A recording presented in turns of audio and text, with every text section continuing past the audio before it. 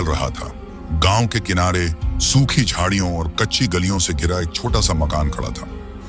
बाहर से देखने में यह मकान शांत लगता था, लेकिन अंदर हर रोज तूफान उठते थे। इस मकान में रहती थी जमीला। उम्र मुश्किल से 23 साल, लेकिन चेहरे की थकान और आंखों का बोझ उसे 40 की दिखाता था। उसकी गोद में अजन्मा बच्चा था, 8 महीने का गर्भ। उसके पेट का बोझ तो अल्लाह की नेमत था, मगर उसके शौहर का बोझ एक इम्तिहान। उसका शौहर रशीद ऊंची आवाज, कड़क मिजाज और दिल में रहम नाम की चीज नहीं। गांव में लोग कहते थे कि रशीद का दिल पत्थर का है, मगर जमीला जानती थी यह पत्थर कभी नरम नहीं होगा। उस शाम जब जमीला ने रोटी सेंक कर रखी, रशीद खेत से लौट कर आया। उसका चेहरा गुस्से से लाल था। ये क्या है, बस 2 रोटी, तुझे शर्म नहीं आती? जमीला ने धीमे से कहा। रशीद, आटा खत्म हो गया है, मैं कल उधार लाने की सोच रही थी। रशीद ने बिना कुछ सोचे एक थप्पड़ झड़ दिया। हर रोज बहाने, तेरे मायके से भीख मांगकर लाई थी क्या, बेकार औरत।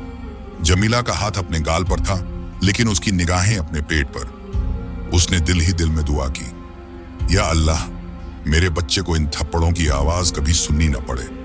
रशीद रोटी उठाकर कमरे के अंदर चला गया, दरवाजा जोर से पटकते हुए। आंगन में बैठी जमीला ने अपना सिर नीचा कर लिया। उसके गाल पर थप्पड़ का निशान अभी भी लाल था और आंखों से आंसू बह रहे थे, मगर वह आंसू चुपचाप गिर रहे थे। पास के घर की बूढ़ी अम्मी हाफिजा बी, जो अक्सर उसकी मदद करती थी, दीवार के उस पार से झांक कर बोली, बेटी सब्र कर, अल्लाह देख रहा है। जमीला ने बस हल्की सी मुस्कान दी, जैसे किसी ने दिलासा तो दिया, लेकिन घाव अब भी ताजा है। उसने चूल्हे की आग बुझाई और टूटी खटिया पर जाकर बैठ गई। पेट में हल्की हलचल महसूस हुई, बच्चा हिल रहा था। उसने हाथ रखकर कहा, मेरे लाल, तेरा अब्बा तुझसे ऐसा नहीं करेगा। तेरी अम्मा तुझे अपने सब्र से ढाल देगी। रात लंबी थी। रशीद देर से सोया और देर तक बड़बड़ाता रहा। कभी अपने खेत के घाटे की शिकायत, कभी दोस्तों से तुलना और बीच बीच में जमीला पर ताने। जमीला ने बस चुप रहना सीखा था, क्योंकि जवाब देने का मतलब था और मार और अपमान। अगले दिन सुबह रशीद ने कहा, आज मेरे खेत में पानी भरवाना है और बाद में बाजार से सामान लाना है।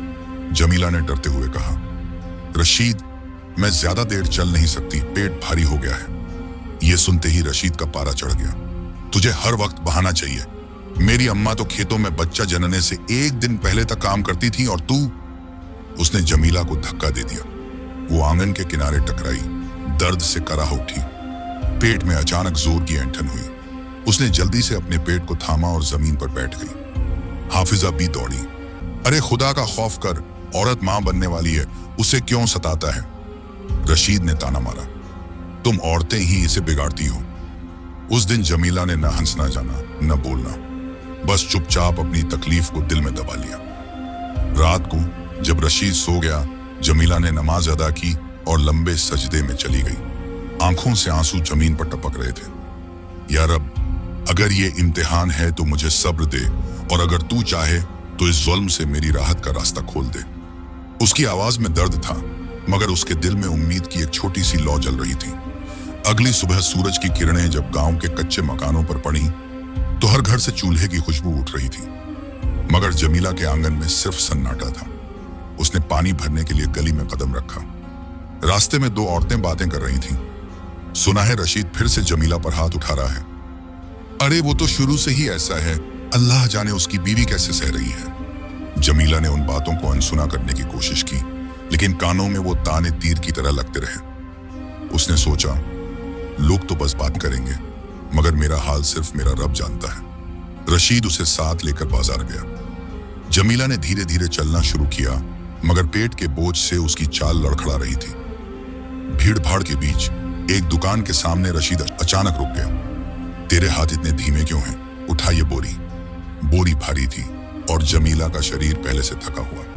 उसने जैसे ही बोरी उठाने की कोशिश की, उसका संतुलन बिगड़ गया और वो जमीन पर बैठ गई। लोग इकट्ठा होने लगे। एक बुजुर्ग दुकानदार ने कहा, अरे शर्म करो रशीद, बीवी मां बनने वाली है और तुम उससे बोरी उठवा रहे हो। रशीद ने बिना जवाब दिए बोरी खुद उठाई और आगे बढ़ गया। जमीला चुपचाप उसके पीछे चलती रही, आंखों में आंसू लिए। उस रात जमीला के पेट में तेज दर्द शुरू हो गया। उसने रशीद को उठाया।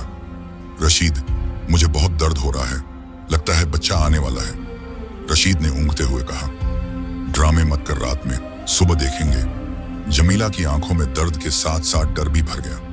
हाफिजा बी को खबर लगी तो वो तुरंत आई। अरे बेटा, चल अस्पताल चलते हैं, देर हो जाएगी तो जान को खतरा है। हाफिजा बी ने अपने बेटे को बुलाया, जिसने बैलगाड़ी तैयार की। रशीद मजबूरी में साथ आया, मगर रास्ते भर चुप रहा। अस्पताल पहुंचते ही डॉक्टर ने कहा, मरीज बहुत कमजोर है, बच्चा भी खतरे में है, तुरंत इलाज करना होगा।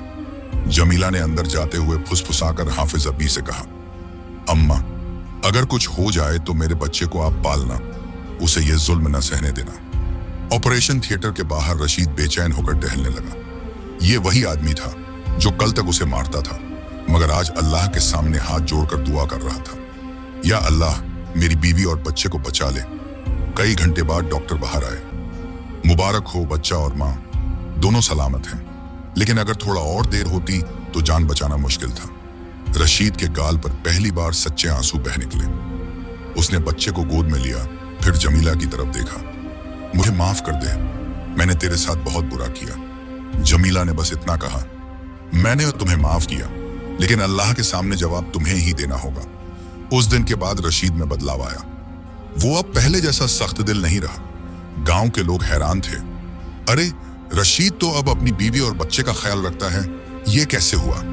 हाफिजा बी मुस्कुराकर कहती, अल्लाह जब दिल बदल दे तो पत्थर भी मोम हो जाता है।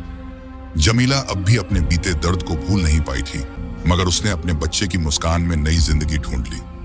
वो जानती थी, सब्र करने वालों के लिए अल्लाह के पास सबसे बेहतरीन इनाम है।